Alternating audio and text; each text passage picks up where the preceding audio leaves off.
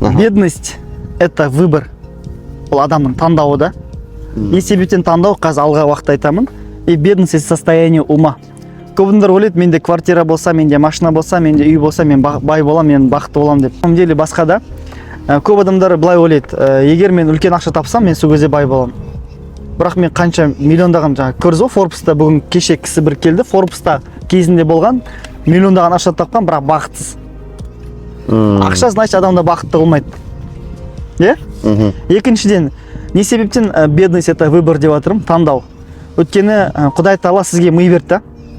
Ми берді, ол ми сізден де қатты жұмыс жасайды, ол мидың мүмкіндігі өте көп. Өйткені осы қазіргі 21 ғасыр сонша дамып кеткен заман, осының бәрі жасалған адамның миы ғой. Осы орындық адамның миы арқылы жасалған, осы жер, өзен жаңағындай бәрін қазған. То есть все, что у нас вокруг нас окружает, это адамның айтқаныңыз потенциалымен жасалған заттар да.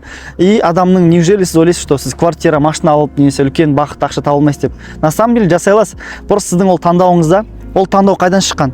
Кішкентай кезіңізде сіз жаңағындай айтқан кезінде папаңыз бен мамаңыздың өмірін алатын болсақ, сол үнемі кезінде СССР кезде қиыншылықпен өмір сүрді ғой. Дефолт болды. Қазақстан енді ебегенді қалды. Тапқан ақшалардың бәрі құнсыздандырды.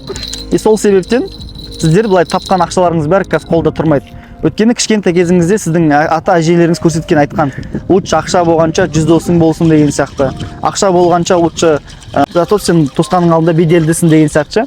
Как будто бы ақшаны бір ауыр, қиын, бір қауіпті қылып сөйтіп сіздер миыңызға құйып тастағанда, и сөйтіп қазір сол себептен сіздерге табатын ақшаларыңыз өте аз, ақша деген қолдар тұрмайды, ақша үнемі қиын келеді, ақша былай айтқан кезде үнемі